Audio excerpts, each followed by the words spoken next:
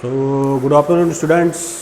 I am Professor P.B. Ingde, and today we have to solve another numerical which is given in our textbook, and the name of the unit is rotational dynamics. Okay, so let's we discuss this problem. What is the problem is here. So, what is in this problem? A semi-vertical angle of the conical section of a funnel is 37 degree. Is what is we given the one funnel is given. Okay. So I draw this the shape of the funnel.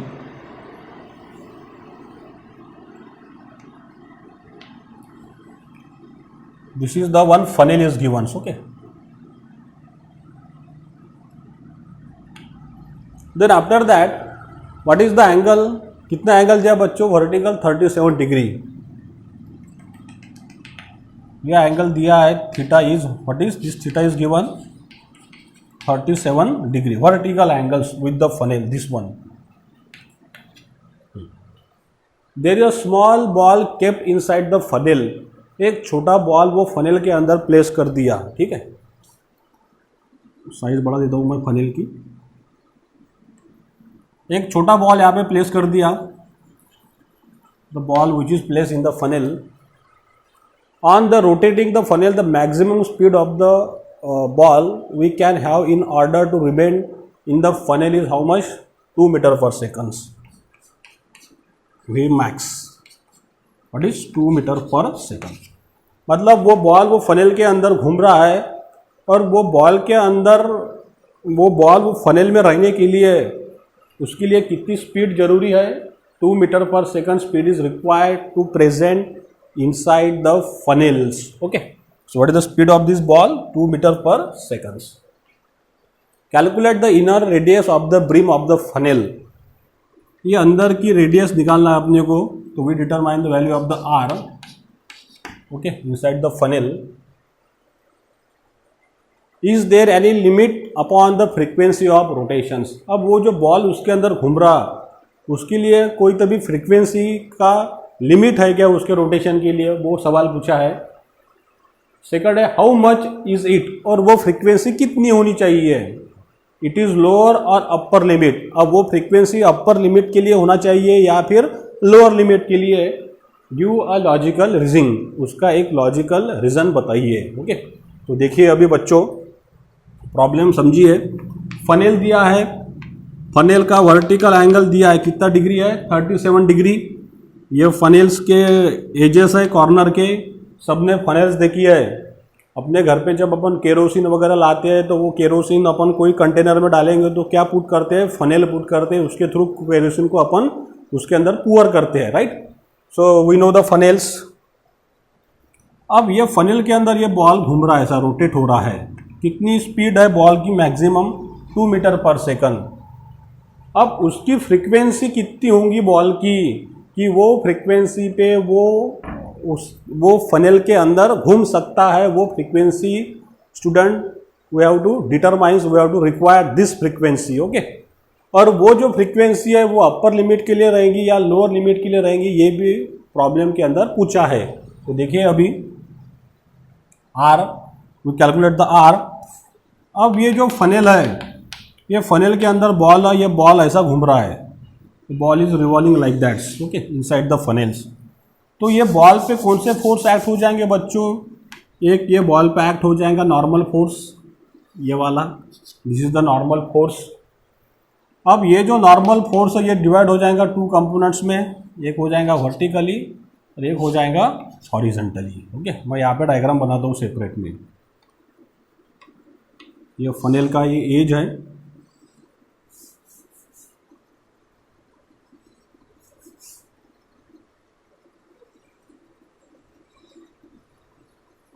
Okay, this shape of the funnel. यहाँ पे ये ball रखा है. उसके बाद में ये divide हो गया 2 कंपोनेंट्स में. This one. ओके, और ये वाला इधर ये वर्टिकल और ये नॉर्मल एक्ट हो रही है उसके ऊपर. यस और no? Yes. This is the normal, N is act. अब इधर देखिए बच्चों, यहाँ पे बॉल है, द बॉल इज देयर। ये बॉल के ऊपर वेट ऐड हो रहा है, इसका वेट कौन सा, mg weight of the balls जो नीचे आएगा। उसके बाद में ये एंगल दिया है थीटा, कितना एंगल है ये 37 डिग्री। यहाँ से ये कितना एंगल हो गया बच्चों 90 डिग्री, बराबर है। ये 37 है तो ये कितना हो जाएगा 53। वापिस ये कितना बन जाएगा फिर थीटा बन जाएगा, और यहाँ से इसके साथ में ये एंगल जो बनेगा ये कितना बन जाएगा फिर once again how much, it is a 53 degree ये वाला। अब इधर देखिए ये और ये, इसको मैं सेपरेट बनाता हूँ ये डायग्राम को। हाँ, ये नॉर्मल फोर्स ये डिवाइड होगी ये हॉरिजॉन्टली इधर, ये मेन नॉर्मल फोर्स। ये कितना एंगल दिया ये बॉल का यहाँ पे बच्चों अपने को थीटा डिग्री, बराबर है। और ये इसका ये वाला कंपोनेंट जो ऊपर जा रहा है वर्टिकल्स, और यहाँ से नीचे इसका मास आ रहा है mg बॉल का। अब यहाँ पे देखिए this normal divide two component vertical and horizontal. तो सबसे पहले अपन निकालते हैं हॉरिजॉन्टल के लिए। तो अब देखिए ये मैंने यहाँ पे कंडीशन डाला तो ये बन गया 90 डिग्री एंगल्स। इसको मैंने नाम दे दिया बॉल को, ये B, ये हो गया A और ये हो गया C। तो ABC में देखिए क्या आएगा, इन अ ट्राइंगल ABC क्या आएगा बच्चों बताइए मुझे। यहाँ पे कॉस थीटा की डेफिनेशन, कॉस थीटा, इसके लिए कॉस थीटा क्या आएगा एडजेसेंट बोले तो BC, और हाइपोटेन्यूस क्या है इसके लिए AB। तो BC बराबर क्या हो गया AB कॉस थीटा। तो BC बराबर AB कितना है अपने पास में बच्चों n दिया है, n कॉस थीटा। और BC कैसा है अभी टूवर्ड द सेंटर, इधर देखिए ये B है और ये C है, टूवर्ड द सेंटर्स। जब ये ऐसा बॉल गोल गोल घूम रहा है इसके अंदर, हाँ the ball is revolving like that's. तो BC क्या हो गया बच्चों फिर अपना एक सेंट्रीपिटल फोर्स हो गया जो किधर एक्ट हो रहा टूवर्ड द सेंटर्स। तो BC सेंट्रीपिटल फोर्स हो गया, तो क्या फार्मूला बना फिर n cos theta v square upon r, ये बना मेरा इक्वेशन नंबर 1। अब ये वर्टिकल कंपोनेंट निकालेंगे। अब हॉरिजॉन्टल n cos थीटा है तो वर्टिकल क्या हो जाएगा फिर बताइए मुझे n sin थीटा। और n sin थीटा किसको बैलेंस कर रहा है, ये मास mg को जो नीचे एक्ट हो रहा है ये बॉल का, राइट। तो ये मुझे मिल गया इक्वेशन नंबर 2। ये कैसे बनाएंगे अपन, डेफिनेशन कौन सी है साइन की, opposite side upon hypotenuse. Opposite side कौन सी होगी AC, AC के साथ में पैरेलल क्या है इसका वर्टिकल कंपोनेंट्स। तो फिर ये क्या मिलेगा n sin थीटा mg बच्चों। अब ये दोनों इक्वेशन को मैंने डिवाइड किया इक्वेशन 2/1, इक्वेशन 2/1 डिवाइडिंग इक्वेशंस 2/1। तो क्या आएगा फिर बताइए n sin theta upon what is n cos theta is equal to what is, यहाँ पे आएगा बच्चों mg upon v square upon r। तो क्या कैंसिल हो गया, m कैंसिल हो गया, फार्मूला में ये n कैंसिल हो गया, क्या बचा sin theta upon cos tan theta is equal to what is rg upon v square, right. ये फार्मूला मिल जाएगा। तो क्या आ जाएगा फिर v square is equal to rg upon tan theta. तो v इज इक्वल टू क्या हो गया बच्चों under root rg tan theta, right. Value put कीजिए अभी। सो v, अब यहाँ पे देखिए अपने को क्या पूछा उसने, यहाँ पे उसने पूछा है कि ये रेडियस निकालो। अब रेडियस निकालो मतलब अंडर रूट में डालने की आवश्यकता है कि अपने को नहीं। इधर देखिए अभी it is asked about to calculate the value of this r। तो r इज इक्वल टू क्या हो जाएगा tan theta v square upon ये g, ये फार्मूला हो गया। तो फिर देखिए r is equal to tan theta, theta कितना दिया बच्चों अपने को 37, tan 37 into V square, V कितना दिया है 2 का स्क्वायर अपॉन जी, जी कितना दिया है 10।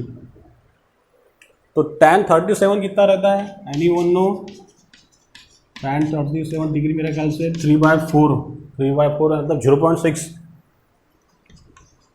यस और नो? यस। तो फिर क्या आएगा यहाँ पे, r 3/4 इंटू ये 2 का स्क्वायर हो गया 4/10, 4 कैंसल, तो r कितना आ गया बच्चों, 0.3 मीटर। ये मिल गई r की वैल्यू 0.3 मीटर। मतलब कितनी रेडियस रहेंगी उसकी, 0.3। ये जो फनेल दिया है, ये जो ब्रिम है, ये ब्रिम की रेडियस कितनी है बच्चों, तो 0.3 रेडियस पे उसके पास में कितनी वेलोसिटी है, 2 मीटर पर सेकंड्स। अब इसके साथ में नया सवाल पूछा उसने कि उसकी फ्रीक्वेंसी निकाली है। तो फ्रीक्वेंसी निकालने के लिए क्या फार्मूला अपने पास में, क्या रिलेशन आएगा, v = r × ओमेगा, राइट। तो v पता है अपने को, r भी पता है, ओमेगा बोले तो क्या हो जाएगा 2πn। तो n = क्या हो गया बच्चों, n = हो गया v upon what is 2π × r। और इस पर वैल्यू पुट कीजिए, मैं इधर लिखता हूँ अभी, देखिए इसको मिटा देता अभी मैं।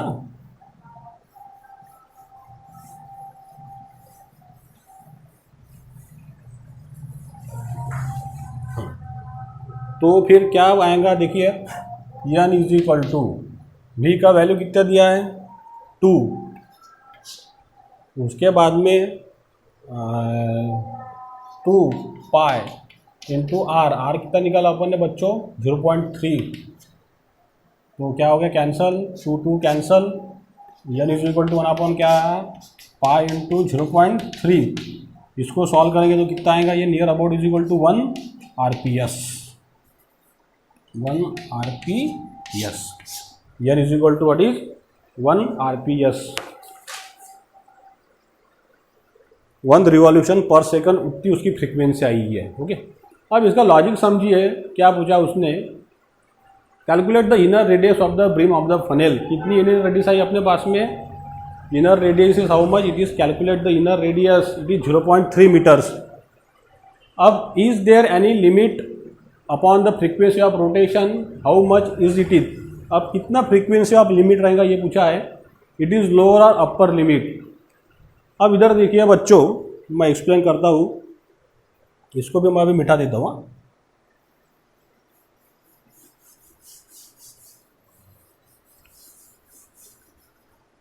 हाँ,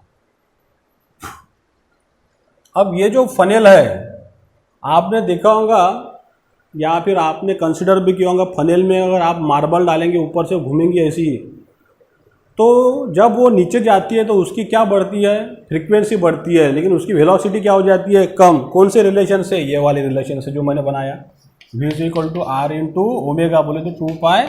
तो n = क्या हुआ था, v अपॉन 2πr। मतलब n का r के साथ में क्या रिलेशन है, इनवर्सली प्रोपोर्शनल। मतलब रेडियस अगर बढ़ेंगी तो फ्रीक्वेंसी क्या होंगी, कम होंगी कि ज़्यादा होंगी, कम होंगी अगर रेडियस बढ़ी। मतलब ये रेडियस पे अगर घूम रहा हो, कौन से रेडियस पे, 0.3 मीटर पे, तब उसकी फ्रीक्वेंसी कितनी है, 1 रिवॉल्यूशन पर सेकंड्स। लेकिन यहाँ पे देखो बच्चों, अभी अगर मैं रेडियस को कम कर देता हूँ, अगर 0 कर दूंगा मैं, तो फ्रीक्वेंसी क्या हो जाएंगी, बढ़ जाएंगी, बराबर है। फ्रीक्वेंसीज इंक्रीजेस, अगर मैं रेडियस को बड़ा कर दूंगा, रेडियस अगर मैंने बढ़ा दी तो उसकी फ्रीक्वेंसी क्या हो जाएंगी, बढ़ जाएंगी। लेकिन उसकी वेलोसिटी भी क्या हो जाएंगी, कौन सी लीनियर वेलोसिटी, वो भी क्या हो जाएंगी, फिर बाद में 0 हो जाएंगी। यस और नो? यस। लेकिन प्रॉब्लम में क्या पूछा है कि मैक्सिमम वेलोसिटी कितनी दी है, V max it is 2 metre per second. जब 2 मीटर पर सेकंड है तभी ये बॉल पॉसिबल है उसके अंदर घूमना। तो फिर ये कंडीशन सेटिस्फाइड होंगी क्या, कौन सी, अपर लिमिट ऑफ फ्रीक्वेंसी की, नहीं, upper limit of frequency is not possibles. ये जो पूछा है, it is there any limit upon the frequency of rotation, yes, upper limit frequency not possibles. Upper limit क्यों पॉसिबल नहीं है, उसके पीछे का लॉजिक क्या है कि रेडियस क्या हो जाएंगी, 0 उसकी लीनियर वेलोसिटी पे क्या हो जाएंगी 0, तो अपर लिमिट फ्रीक्वेंसी नॉट पॉसिबल। तो प्रॉब्लम में कितनी दी है उसकी वेलोसिटी 2 मीटर पर सेकंड, तो 2 मीटर पर सेकंड के लिए उसके पास में फ्रीक्वेंसी क्या रहेंगी लोअर लिमिट, क्यों क्योंकि रेडियस बढ़ी तो फ्रीक्वेंसी डिक्रीजेस। तो कौन सी लिमिट पॉसिबल है lower limit frequency is possible. क्यों पॉसिबल है क्योंकि उस टाइम पे क्या बढ़ रही है उसकी रेडियस बढ़ रही है और लीनियर वेलोसिटी क्या है उसके पास में वो भी मैक्सिमम है, कितनी है 2 मीटर पर सेकंड। तो क्या लॉजिक आया तुम्हारे ध्यान में कि रेडियस अगर बढ़ी ग्रेटर हो गई मैक्सिमम हो गई तो फ्रीक्वेंसी क्या हो जाएंगी डिक्रीज, और लोअर लिमिट फ्रीक्वेंसी की लिमिट ही उसमें क्या है पॉसिबल्स है फनेल में, कौन से स्पीड पे 2 मीटर पर सेकंड्स पे। This is the logics. Okay, so I stop here. If you like my problems then share my problem with your teachers, with your friends, and please subscribe my YouTube channel to press the bell icon buttons. Okay, so thank you very much.